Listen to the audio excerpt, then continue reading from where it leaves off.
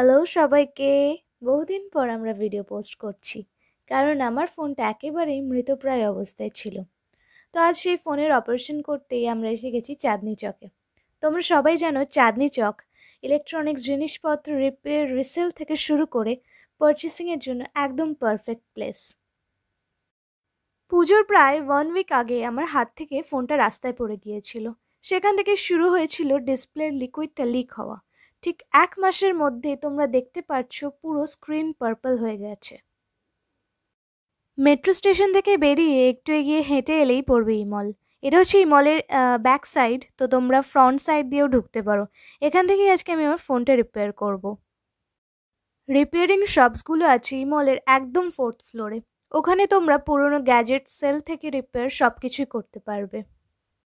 এই স্টোরটা থেকে আমি আমার ফোন আর ল্যাপটপ দুটোই ঠিক করব। ভিডিওর মধ্যে সমস্ত ডিটেলস আমি দিয়ে দিয়েছি, তার জন্য ভিডিওটা শেষ পর্যন্ত দেখতে হবে। স্যামসাং F41 কি লাগবে? ডিসপ্লে ডিসপ্লে হয়ে যাবে। কি ধরনের লাগবে? 3 টাইপের হয়। আচ্ছা, কোনগুলো কি প্রাইস আছে বলুন? একটা টিএফটি হয়, একটা ওলেড হয়, একটা অরিজিনাল হয়। 3 টাইপের হয়। টিএফটি আপনার বিটুইন 2000 চলে আসে, ওলেড আছে তার মধ্যে 3 to 3500 এর মধ্যে আছে, আর অরিজিনাল আপনার যেটা সার্ভিস সেন্টার থেকে আসে প্রায় ওরকমই প্রাইসে আছে, কিন্তু একটু কম। সার্ভিস সেন্টার থেকে আমরা একটু কমে দিই। ঠিক আছে। আমার ফোনের মডেল হলো স্যামসাং F41। তো আমি ওয়েলের ডিসপ্লেটাই লাগাবো। ওনাদের সাথে কথা বলে আমরা কিছু ডিসকাউন্ট করে নিয়েছি, যেহেতু আমি ল্যাপটপ আর ফোন দুটোই ঠিক করাবো তাই। আমার ফোনে ডিসপ্লের জন্য খরচ পড়েছে 2200, আর ল্যাপটপের কিবোর্ডটা শর্ট হয়ে গিয়েছিল, তাই ওটা চেঞ্জ করতে প্রাইস পড়েছে 1500, আর ওনারা ডিসকাউন্ট করে 1300 করে দিয়েছিলেন।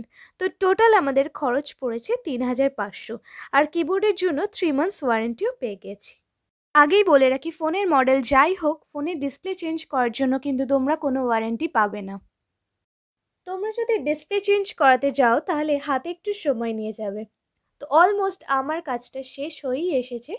আমি জাস্ট সব কিছু চেক করে নিচ্ছিলাম যে আমার ফোনের টাচ সেন্সারটা ঠিকঠাক করে কাজ করছে কি না, অ্যাপসগুলো মুভ করছে কি না, আর আমার লক প্যাটার্নটা ঠিকঠাক করে আনলক হচ্ছে কি না। তো এখানে আমার যে লক প্যাটার্ন ছিল, দোকানে যারা ছিল তারা দেখেও আমার হাসাহাসি করছিল। আমি মানে নিজেও প্রেস্টিজে পড়ে গিয়েছিলাম।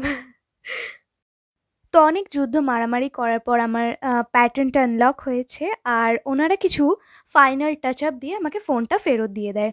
তো এখানে দেখতেই পাচ্ছ তোমরা কয়েকটা গার্ডার অ্যাটাচ করা আছে। এই গার্ডারটা 3 থেকে 4 ঘন্টা কি তারও বেশি রাখলে আরও সুবিধা হয়।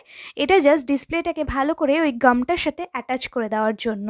তো এখানে দেখতেই পাচ্ছ তোমরা কতটা সুন্দর ফিনিশিং এসছে। আমি তো ভীষণ খুশি হয়ে গেছি আমার ফোনটাকে নতুন করে জীবিত অবস্থায় দেখে।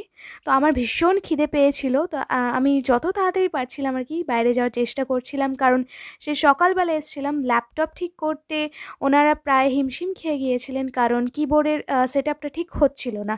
তাই জন্য এখান থেকে বেরিয়ে সোজা চলে যাই আমি মেয়ো মোড়ে। তো সেই ক্লিপগুলো নেওয়া হয়নি। তো চলো নেক্সট ভিডিও দেখা হবে, টাটা।